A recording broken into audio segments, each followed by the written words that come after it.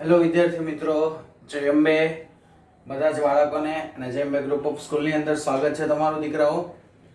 તો આપણે ફર્સ્ટ સેશનની અંદર ફર્સ્ટ પાર્ટની અંદર આપણે સેમિકન્ડક્ટર વિશેની જે છે પ્રસ્તાવના જે છે એ જોયેલી હતી કે કઈ રીતે હોય છે, શું છે, ક્યાં ક્યાં યુઝ થાય છે.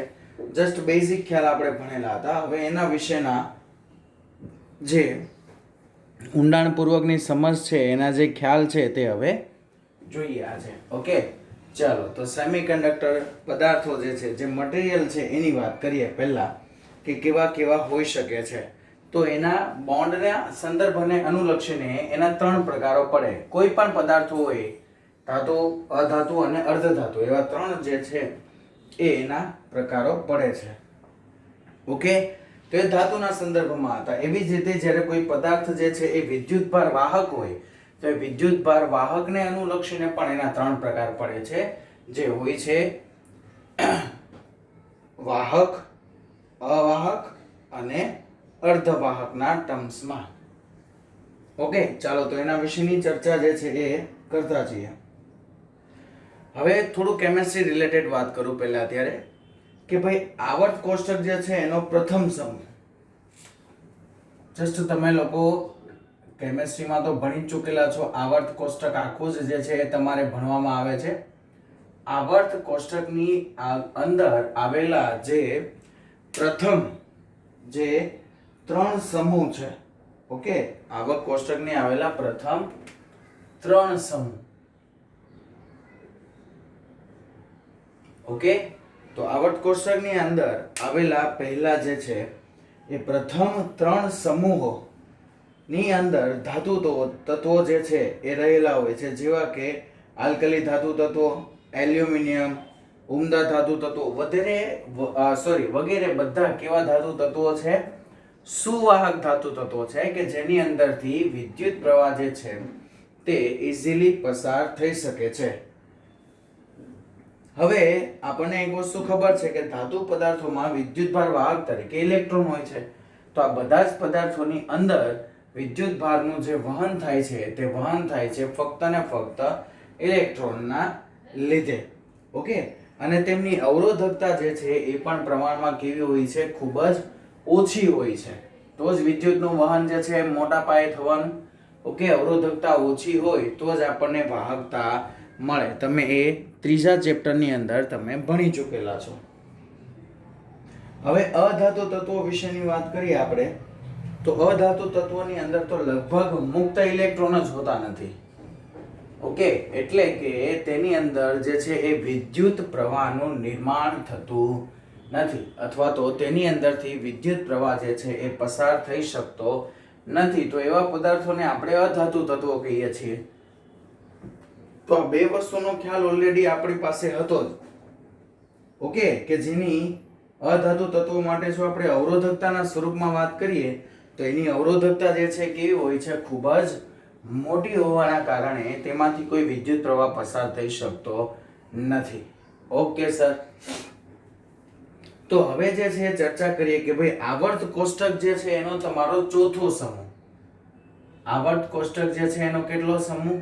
જે ફોર્થ જે છે એ તમારો સમૂહ છે. એની અંદર આપણા બે તત્વો આવે છે, સિલિકોન અને germanium. SI means silicon. SI નો મીનિંગ શું થશે? સિલિકોન. અને Ge નો મીનિંગ શું થશે? જર્મેનિયમ. તો સિલિકોન અને જર્મેનિયમ જેવા બે જે છે એ તત્વો આવર્ત કોષ્ટકના ચોથા સમૂહની અંદર જે છે એ આવે છે.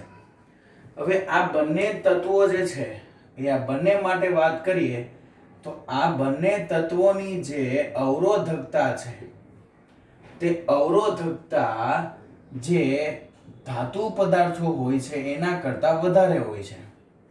ઓકે, પરંતુ જે અધાતુ તત્વો હોય છે, અથવા તો એક કામ કરીએ, આપણે અહીંયા વાહકના સ્વરૂપમાં લખીએ છીએ તો વાહક અને અવાહક એવું આપણે નામ આપીએ.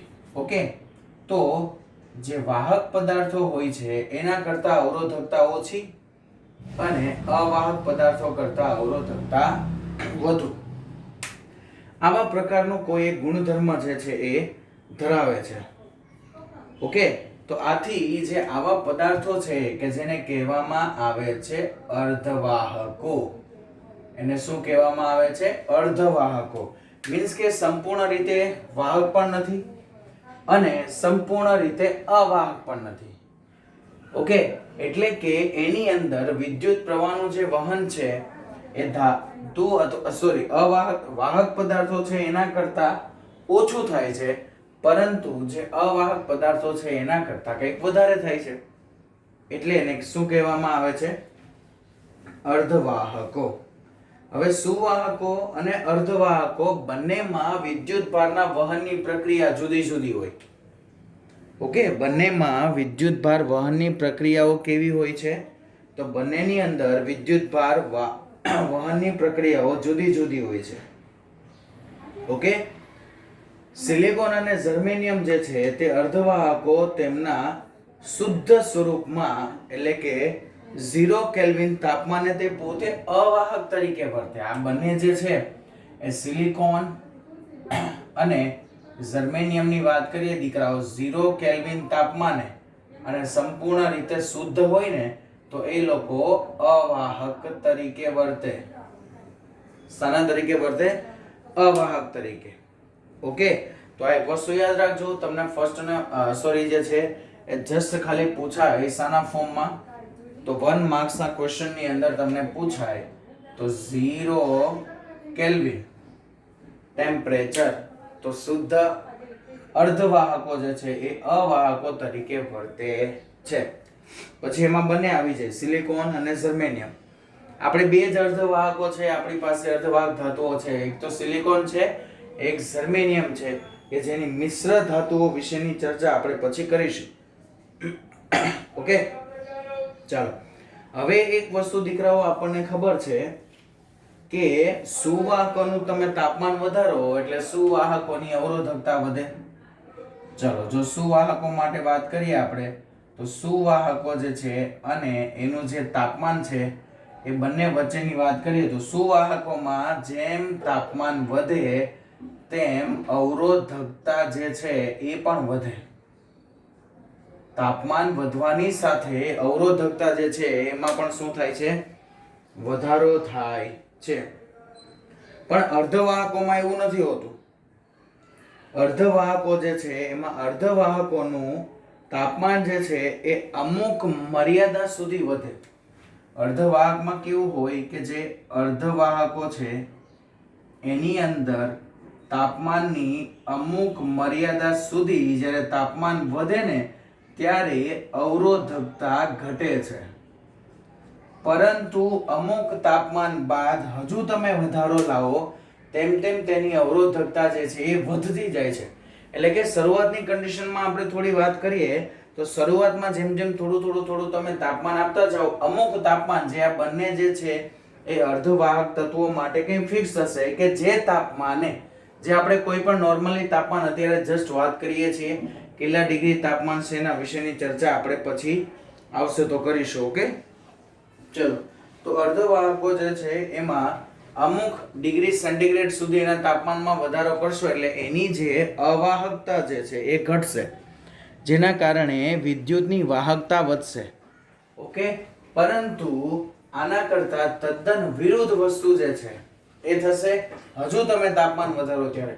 હજુ તમે જેમ તાપમાન વધારતા જાવ એમ અવરોધકતા કેવી થતી જાય? હવે વધતી જાય. ઓકે, ચલો. તો અર્ધવાહકો જે છે એ યોગ્ય આવૃત્તિ વાળા વિકિરણને આપાત કરતા તેના પર થતી વાહકતામાં ફેરફાર દર્શાવે છે. ઓકે, ચાલો. તો હવે અહીંયા સિલિકોન અને જર્મેનિયમ એ બે આપણા જે અર્ધવાહકો છે જે આપણા મૂળભૂત અર્ધવાહકો જે છે તેને એલિમેન્ટ સેમિકન્ડક્ટર કહેવાય છે. આ જે છે એ બંનેને એલિમેન્ટ સેમિકન્ડક્ટર પણ કહેવાય. Element semiconductor. ઓકે બચ્ચા પાર્ટી, તો આને શું કહેવાય છે? Element semiconductor. અને આવા જ અર્ધવાહકોમાંથી નવી જે છે એ બધી રચનાઓ જે છે એ તૈયાર કરવામાં આવે છે જેવી કે PN junction diode, zener diode, and transistor, okay, જેવી ઘણી બધી રચનાઓ જે છે એ આ અર્ધવાહકોમાંથી બનાવવામાં આવે છે. ચાલો, તો અર્ધવાહકો જે આપણે વાત કરીએ કે એલિમેન્ટ સેમિકન્ડક્ટર્સ છે, એના અમુક સંયોજનો પણ જે છે તે અર્ધવાહક તરીકે વર્તે છે. ફક્ત એ શુદ્ધ સ્વરૂપમાં જ અર્ધવાહક તરીકે હોય એવું નથી. ઓકે, એમાં એની જે મિશ્રણ છે, ઓકે, એના મિશ્ર જે ધાતુઓ છે એ પણ પોતે શાના તરીકે વર્તે છે? અર્ધવાહક તરીકે જ વર્તે છે. તો એની મિશ્ર ધાતુ જે છે એની વાત કરીએ, ધારી લો કે ઉદાહરણ તરીકે કે ભાઈ કેડમિયમ સલ્ફાઇડ અર્ધવાહકો જે છે એની મિશ્ર ધાતુ, ચલો અહીંયા હું લખું છું કે અર્ધવાહકો જે છે એની મિશ્ર ધાતુ CDS, આને શું લખાશે? Cadmium sulphide, cadmium sulphide. Okay, આ પહેલી અર્ધ ધાતુ. બીજી વાત કરીએ તો gallium arsenide, GA, gallium arsenide. Okay, GA આ એ સ્મોલ આવશે, પહેલો એ મોટો આવશે. આ ધાતુ વિશેની જે છે એ તમને ખ્યાલ છે? હે સર, ક્યાંથી ખ્યાલ છે? અમે અવરોધ જે છે, સોરી અવરોધ નહીં, ઓહમના નિયમની મર્યાદાઓ, ઓહમના નિયમની મર્યાદાઓની અંદર તમે ગેલિયમ આર્સેનાઇડ નો ગ્રાફ જે છે એ તમે બનાવેલો હતો. ઓકે, હજુ એક જે છે એ અર્ધ ધાતુ આવશે જે છે cadmium selenide, CdSe, cadmium selenide. Okay, તો આવી જે છે એ મિશ્ર ધાતુઓ પણ હોય છે કે જે પોતે પણ અર્ધવાહક તરીકે વર્તે છે. અને આ અર્ધવાહકો જે છે એમાંથી બનતી જે રચનાઓ છે એની વાત કરીએ તો છે like solar cell. Yes, solar cell semiconductor માંથી જ બને છે. પછી LED, light emitting diode, light emitting diode જે છે એ પણ સેમિકન્ડક્ટર ની અંદરથી જ જે છે બનાવવામાં આવે છે. Yes, laser diode, yes laser diode જે છે એ પણ સેમિકન્ડક્ટર ની અંદરથી જ જે છે એ બનાવવામાં આવે છે. ઓકે, ચાલો, તો ઈસવીસન 1990 પછી જે છે એ કેટલીક અર્ધવાહક રચનાઓ કાર્બનિક અને પોલિમર પદાર્થોની જે છે ને એને બનાવવામાં આવતી હતી. ઓકે, પરિણામે પોલિમર ઇલેક્ટ્રોનિક્સ અને મોલેક્યુલર ઇલેક્ટ્રોનિક્સના વિકાસની જે છે એ શરૂઆત થઈ. લાઈક અત્યારે જે આપણે સેમિકન્ડક્ટર્સની વાત કરીએ તો પહેલા તો જે છે ફિક્સ હતું કે ભાઈ સિલિકોન ને જર્મેનિયમ બે જ વસ્તુ. 1990 ની જે છે એ પછી પોલિમર જે છે એને અને બીજું કે કાર્બનિક પદાર્થો જે છે, ઓકે, કાર્બન જે છે એ પણ વિદ્યુતનું સુવાહક છે. પોલિમરમાંથી પણ વિદ્યુત પ્રવાહ જે છે એ અમુક અંશે તમે પસાર કરી શકો છો. તે બંનેમાંથી જે છે એ અર્ધવાહકો જે છે એ અર્ધવાહક રચનાઓ જે છે એ બનાવવામાં આવતી હતી. ઓકે, ચાલો, તો હવે વાત કરીએ કે ભાઈ આપણે સિલિકોનના પરમાણુની જે છે એ રચના વિશેની વાત કરીએ તો સિલિકોનનો પરમાણુ જે છે એ પોતાના એ વચ્ચે જે છે એ મુખ્ય પરમાણુ અથવા તો સિલિકોનનો કોઈ એક પરમાણુ તેની આજુબાજુ બીજા 4 પરમાણુઓ દ્વારા ઘેરાયેલો હોય છે. કેટલા પરમાણુઓ દ્વારા? 4 પરમાણુઓ દ્વારા. હવે સિલિકોન જે છે ને, સિલિકોન એની વેલેન્સી છે +4 યા ફિર 4, એટલે કે એ 4 જે છે બાહ્યતમ કક્ષામાં સૌથી છેલ્લી કક્ષાની અંદર, સૌથી બાહ્યતમ કક્ષાની અંદર સિલિકોનની અંદર ટોટલ કેટલા વિદ્યુતભારો હોય છે? 4. ઓકે, ચલો, તો આ બધાની આજુબાજુમાં 4 વિદ્યુતભાર હું જે છે એ દર્શાવી દઉં. આ 4 નાના જે વર્તુળો તમને દેખાય છે એ 4 શું છે? વિદ્યુતભારો છે. ઓકે,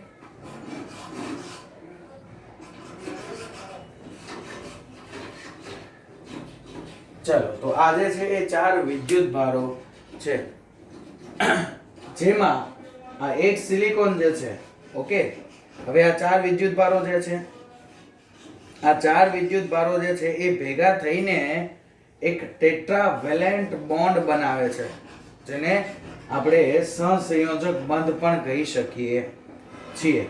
ઓકે, તો એ શું કરે છે કે એ બાજુનો જે સિલિકોન પરમાણુઓ છે, ઓકે, બાજુમાં સિલિકોન દ્વારા ગોઠવાયેલા હતા, હવે આ જે પરમાણુઓ વચ્ચે ઇલેક્ટ્રોન જે છે એની આપલે થઈને જે આ લાલ કલરના બોન્ડ હું જે દર્શાવું છું એને કહેવાય છે સહસંયોજક બંધ.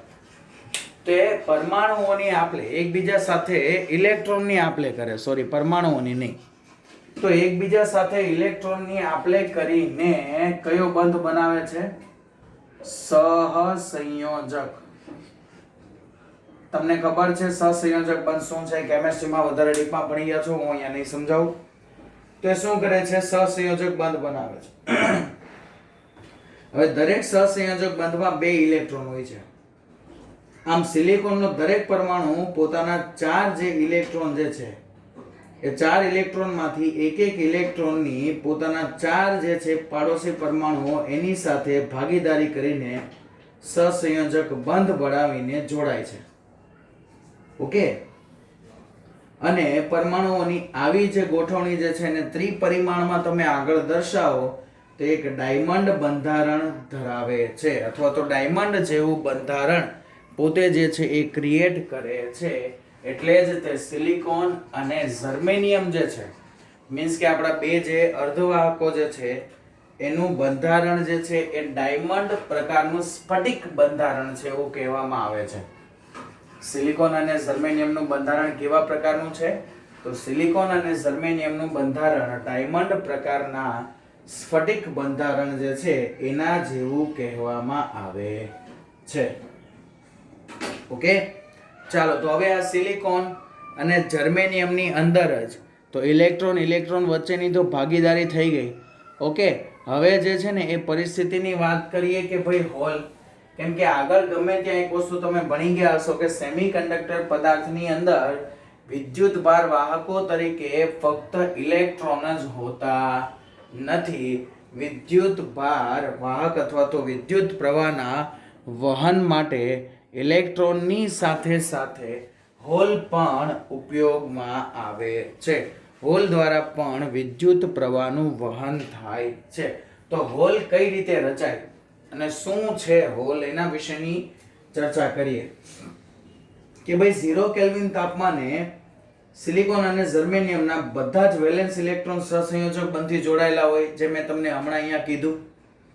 ઓકે, અને આ તાપમાને તે પોતે શાના તરીકે વર્તે? અવાહક તરીકે. એવું આપણે અહીંયા પણ જોઈએ કે ભાઈ શુદ્ધ સ્વરૂપમાં હોય અને નિરપેક્ષ શૂન્ય તાપમાન 0 કેલ્વિન તાપમાન એટલે બીજું એને કયું તાપમાન કહેવાય? તમે 11મા ધોરણમાં ભણી ગયા હતા અને નિરપેક્ષ શૂન્ય તાપમાન -273.15 ડિગ્રી સેન્ટીગ્રેડ. જો 0 કેલ્વિન જે છે કેલ્વિનમાં લખો તો 0 કેલ્વિન, અને જો ડિગ્રી સેન્ટીગ્રેડમાં લખો તો -273.15 ડિગ્રી સેન્ટીગ્રેડ. ઓકે, તો પોતે અવાહક તરીકે વર્તે. હવે ઓરડાના તાપમાને આ જે સ્ફટિક છે સિલિકોન અને જર્મેનિયમના, તેના પરમાણુઓ ઉષ્મીય દોલનો કરે, જેના પરિણામે સહસંયોજક બંધની અંદર શું થાય? ભંગાણ પડે, એ બંધ તૂટે. ઓકે, અને એ તૂટશે જેના કારણે કોઈ ઇલેક્ટ્રોન જે છે એ આ સહસંયોજક બંધમાંથી શું થશે? મુક્ત થશે. એટલે કોઈ એક ઇલેક્ટ્રોન જે છે એ બંધમાંથી છટકી જશે. લાઈક સપોઝ ચલો અહીંયા વાત કરીએ કે ચલો આ કોઈ એક ઇલેક્ટ્રોન યા ફિર અહીંયાથી કોઈ એક ઇલેક્ટ્રોન છે જે અહીંયાથી નીકળી ગયો અને અહીંયા જનરેટ કરી દીધો હોલ. ઓકે, અને એ ઇલેક્ટ્રોન જે છે અહીંયા જે ઇલેક્ટ્રોન હતો તે ઇલેક્ટ્રોન છટકીને અહીંયા ક્યાંય આવી ગયો. અહીંયા પહેલા શું હતું? અંદર એક ઇલેક્ટ્રોન હતો. ચલો ઇલેક્ટ્રોન દર્શાવી દઉં છું આ રીતે. તો ઇલેક્ટ્રોન જે છે એ છટકીને બહાર આવી ગયો એટલે આ પોતે શાના તરીકે હવે વર્તે? મુક્ત ઇલેક્ટ્રોન. તો અહીંયા જે છે એ શું થઈ ગઈ? એક ખાલી જગ્યા પડી ગઈ. ઓકે, અને આ જે ખાલી જગ્યા પડે છે એને કહેવામાં આવે છે હોલ. આ જે ખાલી જગ્યા અહીંયા પડેલી છે તે ખાલી જગ્યાને શું કહેવામાં આવે છે? તો આ ખાલી જગ્યાને જ હોલ કહેવામાં આવે છે. ઓકે, તો હવે સહસંયોજક બંધમાંથી ઇલેક્ટ્રોન જે છે છટકી જાય એટલે ત્યાં ઇલેક્ટ્રોનની ઉણપ સર્જાય, અને સહસંયોજક બંધમાં ઇલેક્ટ્રોનની ગેરહાજરીને કારણે જે ખાલી રહેતી જગ્યા છે એ ખાલી જગ્યા શું કરે? પોતે ઇલેક્ટ્રોન આકર્ષવાની જે છે એ શક્યતા દર્શાવે, ઇલેક્ટ્રોન આકર્ષવાની વૃત્તિ દર્શાવે, જેના કારણે શું થાય કે બીજો કોઈ એક સહસંયોજક બંધ છે એમાં ભંગાણ પડે. લાઈક ચાલો કે હવે વાત કરીએ કે ભાઈ આને આકર્ષવાની વૃત્તિ ધરાવી તો અહીંયા જે છે એ ઇલેક્ટ્રોનમાં ભંગાણ પડ્યું, એટલે આ ઇલેક્ટ્રોન જે છે એ શું થશે? તો કે આ ઇલેક્ટ્રોન જે છે એ અહીંયાનો હતો એ છટકીને હવે અહીંયા જતો રહ્યો, તો અહીંયા જે છે એ ફરી પાછો શું જનરેટ થઈ જશે? એક હોલ જનરેટ થઈ જશે. ઓકે, એવી રીતે આ જે નીચે રહેલા મતલબમાં હોલમાંથી ઇલેક્ટ્રોનો જે છે એ ઉપરના હોલમાં જે છે એ ભરાતા જશે, અને હોલ જે છે એનું પણ કંઈક ને કંઈક સ્થાનાંતર થશે, જે રીતે ઇલેક્ટ્રોનનું સ્થાનાંતર થાય છે એ રીતે. ઓકે, તો ઇલેક્ટ્રોનના સ્થાનાંતરને કારણે જે છે એ વિદ્યુતનું વહન તો થાય જ છે, અને સાથે સાથે આ જે હોલ રચાય છે તે હોલમાં પણ જે છે એ વિદ્યુતનું વહન બહુ ઇઝીલી જે છે એ થઈ શકે છે. તો આ જે છે એ નોર્મલી વાત થઈ આપણા સેમિકન્ડક્ટર પદાર્થોની, કઈ રીતે બને, અને એ પણ હજુ આપણે શુદ્ધ સેમિકન્ડક્ટર પદાર્થો માટેની જ વાત કરેલી છે. ઓકે, અશુદ્ધ નહીં. અશુદ્ધ એટલે કે આપણે આ જે સિલિકોન અને જર્મેનિયમ જે છે એની અંદર બીજી ધાતુઓ મિશ્ર કરીશું અને આપણે એને મિશ્ર અર્ધવાહક સ્વરૂપમાં લઈ જશું, જે પ્રક્રિયાને ડોપિંગ કહેવાય. એના વિશેની ચર્ચા જે છે એ આપણે આપણા પછીના સેશનની અંદર કરીશું. ઓકે.